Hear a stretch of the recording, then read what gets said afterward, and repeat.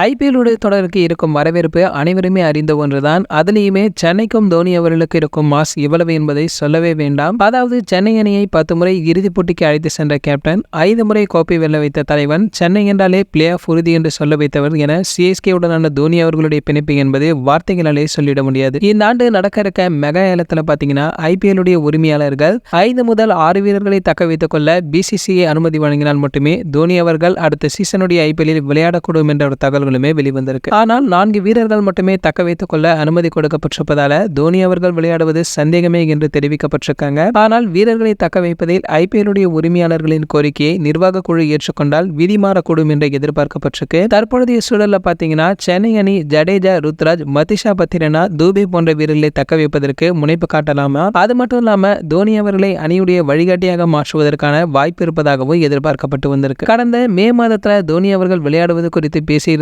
CSK அணியுடைய CEO Kashi Viswanathan அவர்கள் எப்பொழுதுமே தன்னுடைய முடிவுகளை சரியான நேரத்தில் அறிவிப்பார். அடுத்த ஆண்டுமே சிஎஸ்கேவிற்கு விளையாடுவர் என எதிர்பார்த்துட்டு இருக்கும். அதுவே ரசிகர்களுடைய எதிர்பார்ப்பு எனவும் தெரிவித்து வந்திருக்காரு.